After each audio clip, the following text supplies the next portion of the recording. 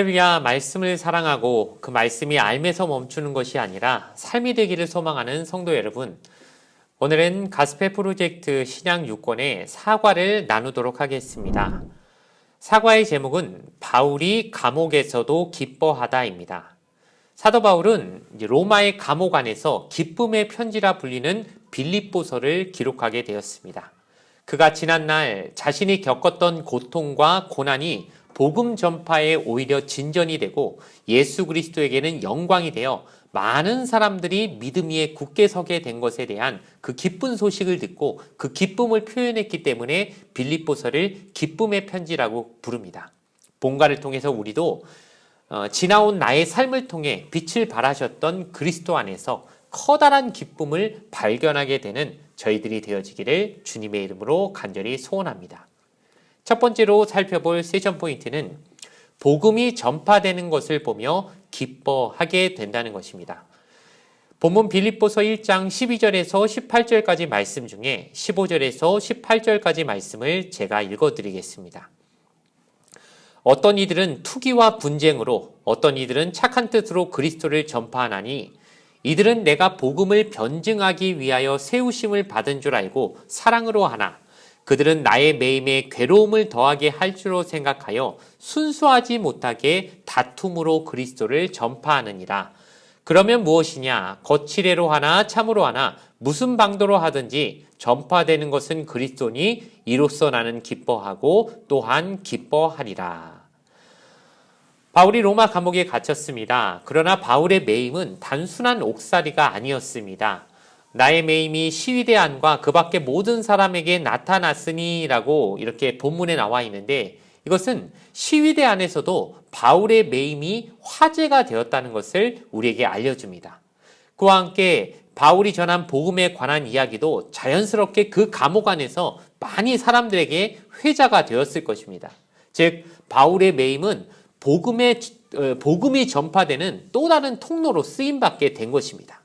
그런데 바울은 자신의 매임에 괴로움을 더하게 하려고 일부러 복음을 전하는 사람도 있다라고 이렇게 성경에서 지금 말하고 있습니다.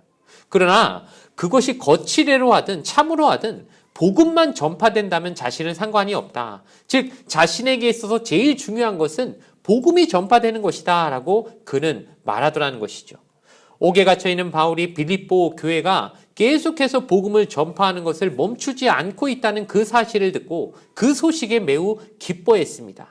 그러면서 그들이 왜 복음을 전파하는지 동기는 그가 따로 판단하지 않았습니다. 그것은 다른 이의 사역을 바라보는 우리의 태도를 보여준다고 생각합니다.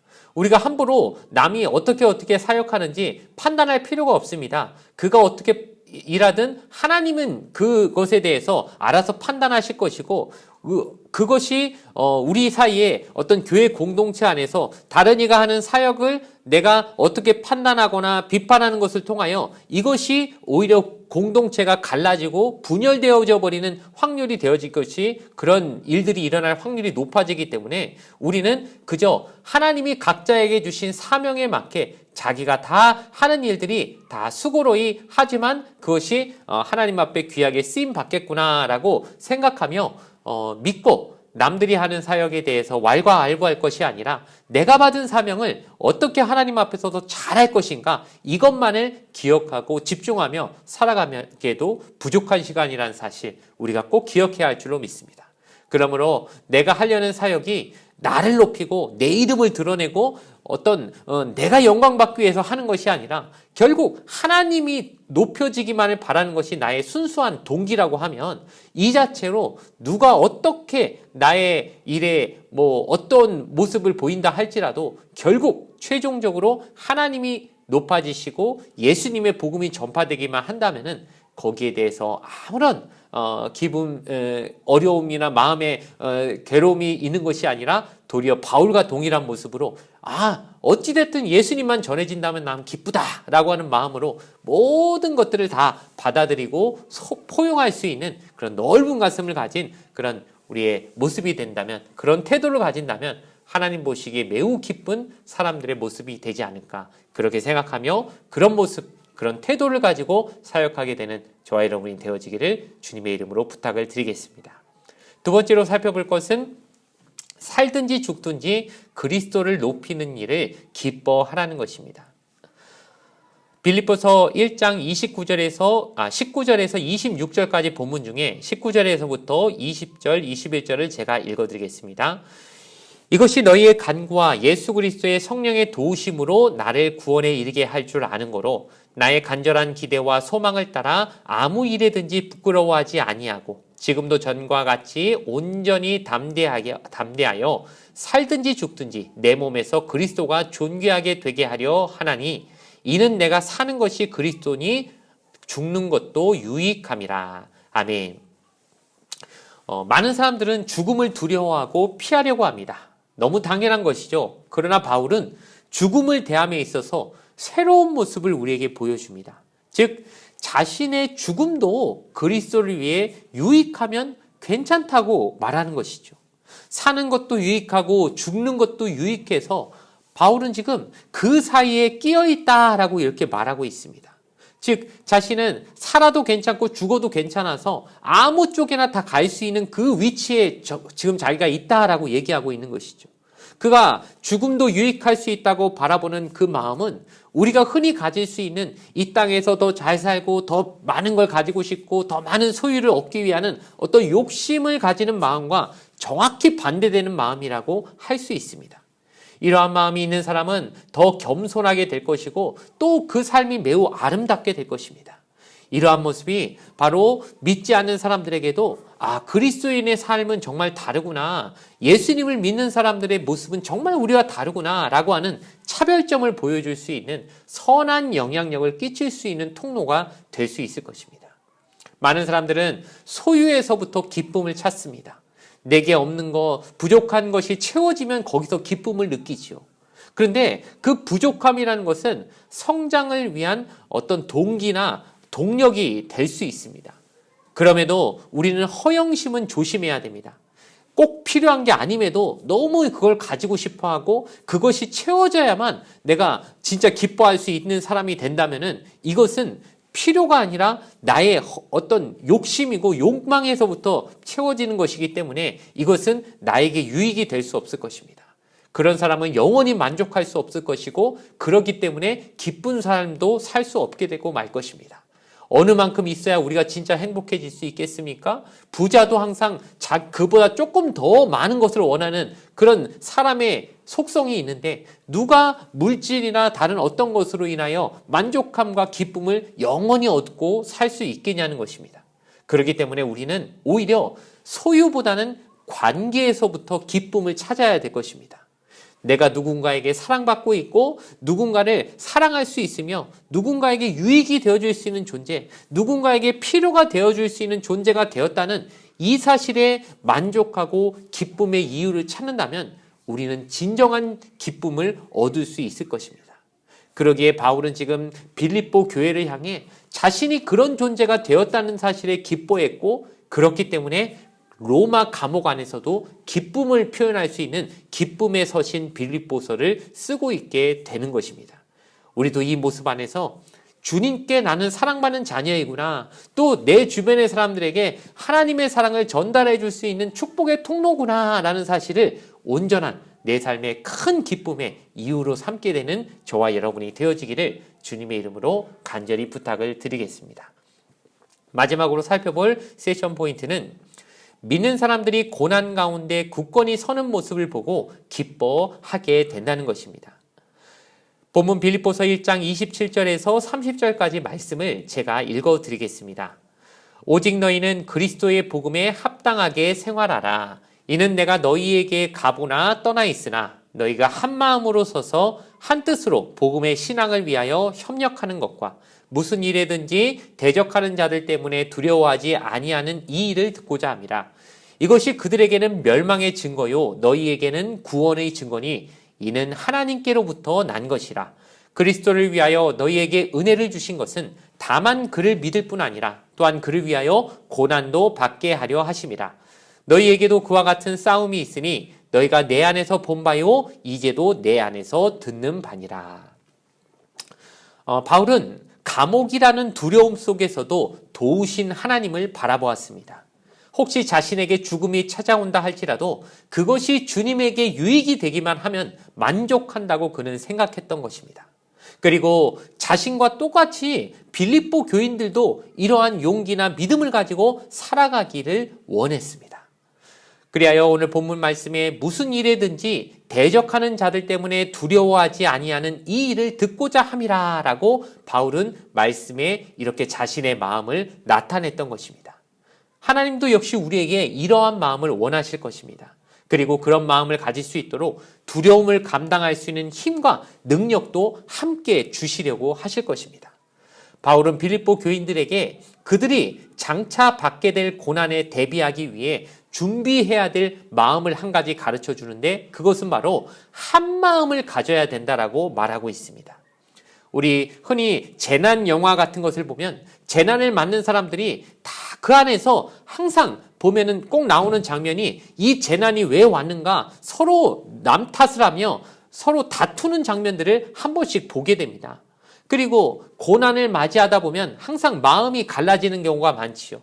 예를 들어 어느 가정에 평안할 때는 별로 문제가 없다가 그 가정에 심각한 고난이 몰아닥치게 되면 그 이유 때문에 서로 좋았던 부부관계가 금슬이 깨어지고 이혼을 하게 되는 이런 일들도 발생하게 된다는 것을 우리가 많이 보게 됩니다. 고난이나 어려움이 찾아오면 공동체 안에 분열이 일어나기가 쉽습니다. 그렇기 때문에 미리 바울은 빌립보 교회에게 미리 준비하고 대비하라. 너희에게 장차 매우 심각한 고난과 핍박이 올 것인데 그 전에 서로 그렇게 되지 않기 위해 미리미리 서로가 서로를 위해 기도하고 격려하며 한 마음을 가지고 준비하고 있어야 될 것이다 라고 그렇게 미리 예고하며 그들에게 조언을 해주고 있는 것입니다. 우리가 한 마음이 있을 때 두려움을 이겨낼 수 있습니다. 이것이 바로 믿음을 가진 사람들이 가져야 될 모습인 줄 믿습니다. 교회 안에 한 마음을 가지고 있으면 한 믿음의 터 위에서 굳건하게 서 있고 흔들리지 않고 고난이 오고 정말 홍수와 태풍이 와도 반석 위에 세운 집이 흔들리지 않는 것처럼 우리가 그런 굳건한 믿음 안에서 한 마음으로 한 믿음의 터 위에 서 있게 되는 그냥 우리 동부순복음교회 모든 성도들과 삶이 되어지기를 주님의 이름으로 간절히 부탁을 드리겠습니다. 이제 이 과의 결론을 내리려고 합니다. 예수님 안에서 누리는 기쁨이 세상의 박해와 유혹, 공격을 막을 수 있는 최고의 방어책이라는 사실을 꼭 기억해야 할 것입니다. 최고의 방어는 공격이란 말이 있지요. 마찬가지로 세상의 공격이 다가올 때 우리가 그것을 어떻게든 맞으면서도 맷집으로 이겨내려고 하면 절대 그것은 불가능합니다. 오히려 내 안에서 예수님이 주시는 샘솟는 기쁨이 넘쳐날 때 세상의 어떤 박해나 유혹이 다 무력화된다는 사실을 우린 꼭 기억해야 합니다. 그러므로 그리스도인들은 사실 빛은 어둠 속에 있을 때 그 진짜 진가를 발휘하는 것처럼 평안하고 세상이 너무 편안할 때는 별로 우리는 힘을 발휘하지 못하는 존재일 수 있습니다. 그러나 세상이 다 어렵다고 하고 힘들다고 하고 사람들이 고통스럽다고 아우성을 칠 때 그 고난 앞에서 예수님이 주시는 기쁨을 가지고 아름다운 빛을 내는 그리스도인들이 많아진다면 정말 하나님의 살아계심을 증거하고 예수님이 우리 안에서 진짜 살아계시고 예수 믿는 사람들을 저렇게 잘 도와주시는구나 라고 하는 그 모습을 믿지 않는 자들에게 정말 복음의 증거로서 아름답게 드러낼 수 있는 계기가 될 것이라고 믿습니다. 우리가 어렵고 힘들 때일수록 요즘처럼 힘들 때일수록 우리가 더 하나님 앞에서 아름다운 빛을 낼 수 있는 그리스도인들의 모습을 보여줄 수 있게 되기를 주님의 이름으로 간절히 부탁을 드리겠습니다. 이제 하나님의 계획과 그 계획을 위한 우리의 사명을 정리해 보면서 이 과를 마치려고 합니다. 하나님은 우리가 어떤 상황 속에서도 기뻐하고 확신하기를 바라십니다. 상황 때문에 기뻐하고 상황 때문에 우리가 평안해 한다면 그건 하나님을 믿는 게 아니라 그 현실과 환경을 믿는 것이 되겠지요. 그러니 환경을 넘어서 상황을 뛰어넘어 언제나 기뻐할 수 있는 사람이 하나님을 드러내는 하나님의 백성이라는 사실을 우리 꼭 기억하고 그런 모습으로 하나님께 영광을 돌리기를 사모해야 할 줄로 믿습니다. 그러기 위해서는 세 가지 정도의 우리의 해야 될 바가 있는데 첫 번째는 믿음의 시련을 견디는 이들을 격려해야 된다는 것입니다. 지금 현재 믿음의 시련을 겪고 있는 수많은 우리 주변의 사람들이 있지요. 그냥 가만히 바라보고만 있어서 될 것이 아니라 그들을 적극적으로 찾아가서 힘을 주고 위로를 줘야 됩니다.